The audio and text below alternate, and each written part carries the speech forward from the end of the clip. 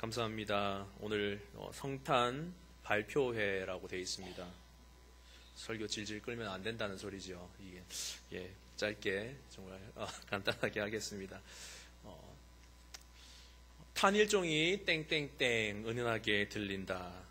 찬양 복음성가로 할까요? 탄일종이 땡땡땡 은은하게 들린다. 저 깊고 깊은 산골 오막살이에도 탄일종이 울린다. 이런 복음성가가 있습니다. 요사이는 잘 불려지지 않는 것 같은데 예전에 유튜브에서도 많이 불려졌고 그렇게 불려졌던 그런 복음성가로 알고 있습니다.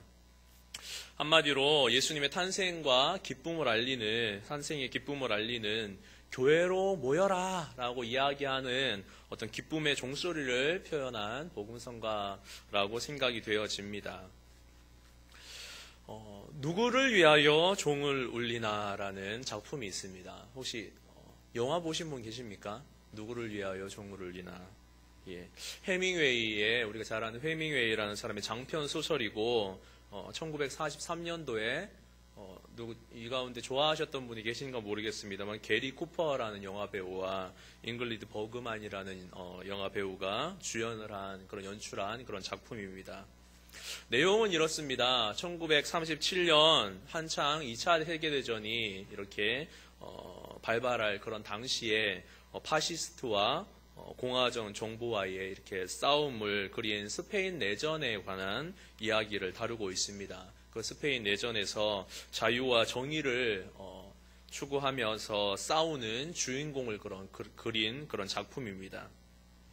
이 누구를 위하여 종을 울리나라는 작품 해밍웨이가 쓰기 시작한 이 작품은 성공의 성직자였던 존던 신부의 시 한 구절에서 이 제목을 따왔다라고 합니다. 누구를 위하여 종을 울리나.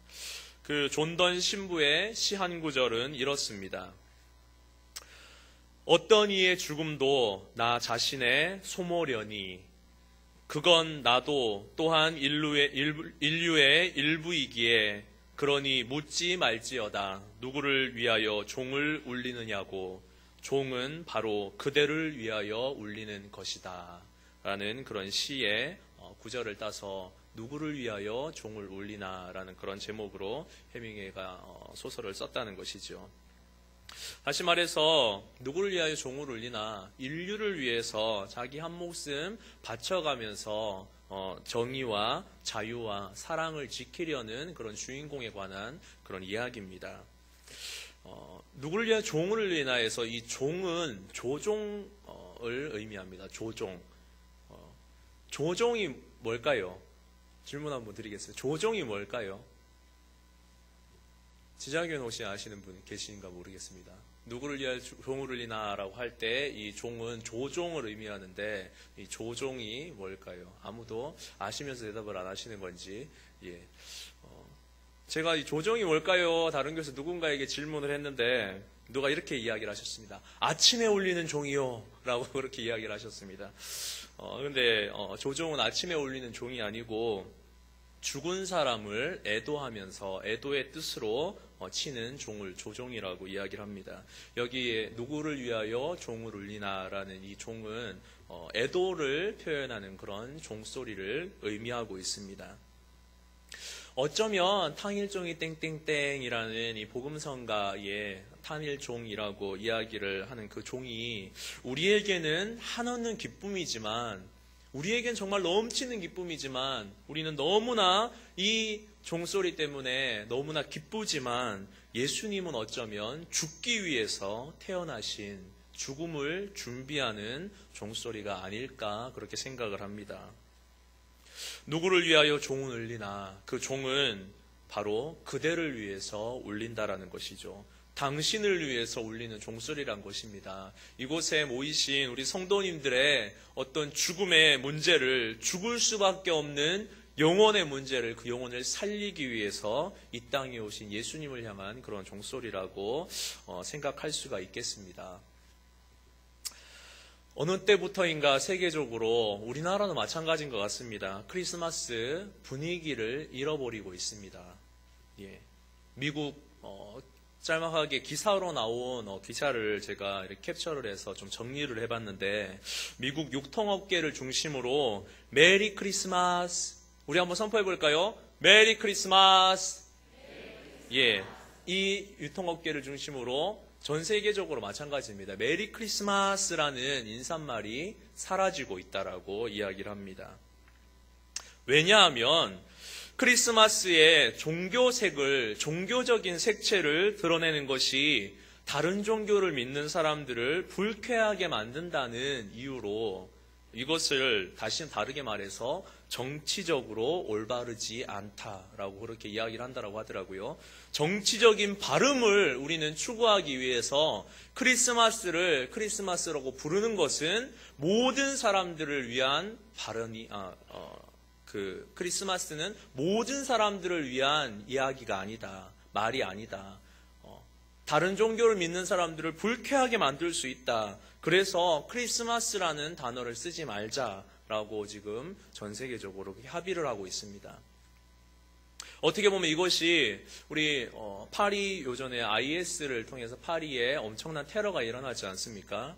테러가 일어났으면 이슬람 세력이 약해지고 IS가 점점 약해지고 모든 세계 사람들이 우리 정말 기독교로 우리 똘똘 뭉쳐봅시다. 예수 그리스도를 더욱더 우리 선포합시다 라고 할 수 있을 것 같은데, 정말 어처구니가 없게도 안타깝게도 다른 종교를 믿는 사람들을 자극하지 맙시다라는 운동으로 지금 나아가고 있다는 것입니다. 이것이 사단의 전략입니다. 사탄은 우리에게 그렇게 크리스마스라고 떠들지 않아도 되잖아. 다른 사람들을 불쾌하게 생각하는데 굳이 그거 너희들 할 필요 있니? 기독교가 아닌, 죄송합니다, 기독교라는 손가락질을 받으면서 욕을 먹으면서 너희가 굳이 그렇게 이야기할 필요가 있니? 우리 잠잠하자. 크리스마스 너희끼리 그냥 조용한 행사로 그렇게 치루어 라고 이야기하는 것이 사단의 전략이라는 것이죠.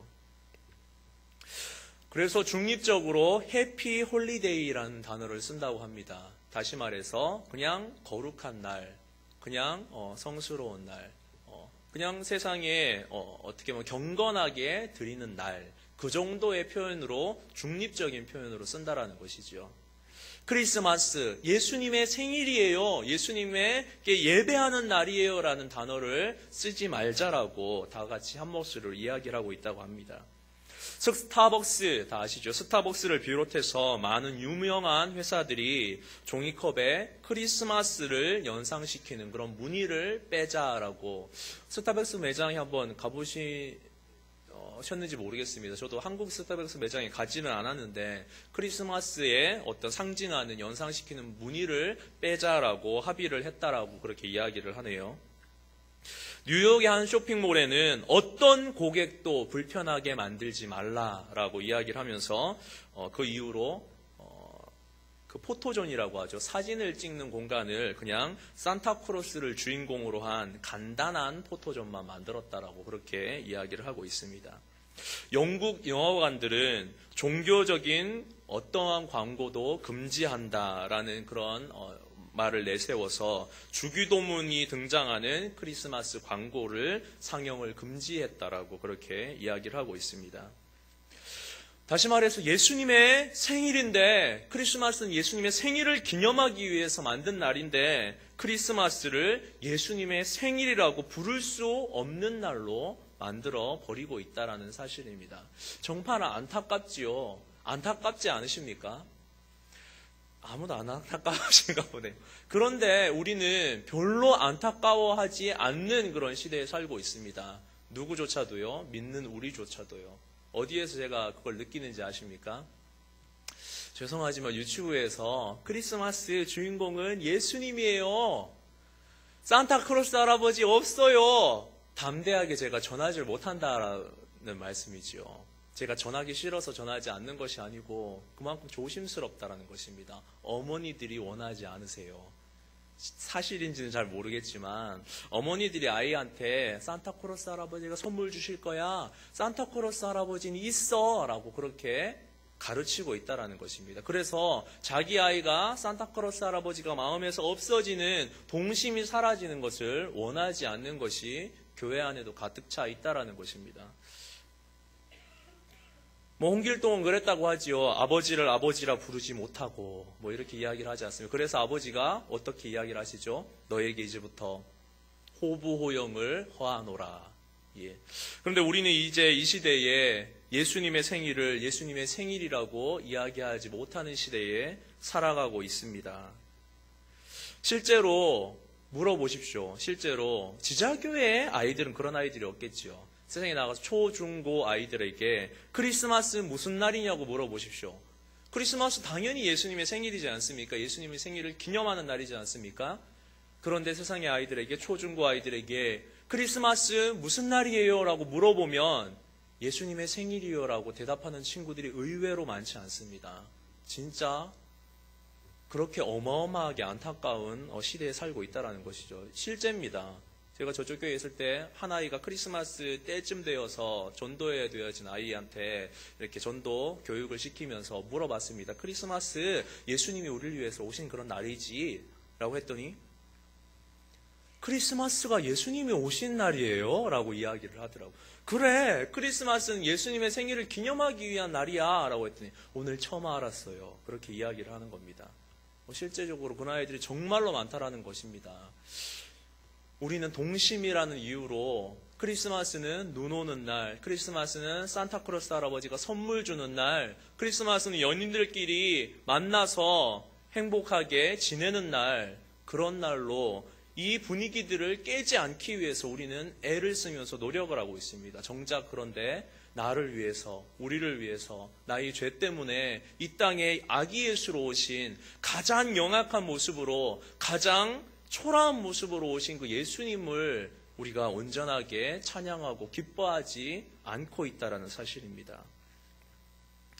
오늘 본문 말씀에 나옵니다. 오늘 본문 말씀은 이사야 7장 14절 말씀을 인용해서 그 예언의 말씀을 다시 한번 인용해서 이야기를 하고 있습니다. 크리스마스는 임마누엘, 하나님께서 우리와 함께 계시고 싶어서 그분 아들을 보내신 그런 날이라는 것이지요. 크리스마스는 예수, 하나님이 백성들을 그들의 죄에서 구원해내시기 위해서 예수라는 이름으로 그 아들을 이 땅에 보내신 그런 날이라는 것입니다. 우리 크리스마스에 이 사탄의 전략에 속지 마시고 다른 무엇인가가 크리스마스의 주인공으로, 다른 무엇인가가 크리스마스를 기쁘게 만드는 것으로, 다른 무엇인가가 우리들끼리 즐기고 우리들끼리 환호하고 우리들끼리 여행 가고 우리들끼리 밤새서 온라이트하는 그런 날이 아니고 정말 예수님이 나 때문에 오셨구나라는 것을 기뻐 찬양할 수 있는 그런 날이 되시기를 예수님의 이름으로 선포합니다. 우리 세상 사람들을 어떻게 부른다 할지라도 우리만큼은 정말 예수님의 생일을 마음껏 축하해 드렸으면 좋겠습니다. 메리 크리스마스! 예, 담대하게 한번 선포해 보시기를 원합니다. 예, 복되고 기쁜 예수님께서 오신 그날 메리 크리스마스!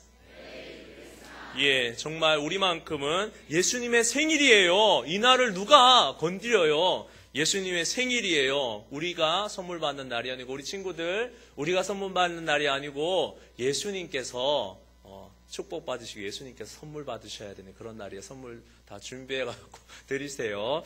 자, 오늘 그 선물을 우리 친구들이 마음껏 준비했다고 합니다. 성탄 발표회. 우리끼리 재밌고 즐기는 날이 아니고 정말 예수님을 마음껏 축하해드리고 높여드리는 그런 날입니다. 우리 아이들에게 그런 날, 그런 메리 크리스마스 되기를 예수님의 이름으로 축복합니다.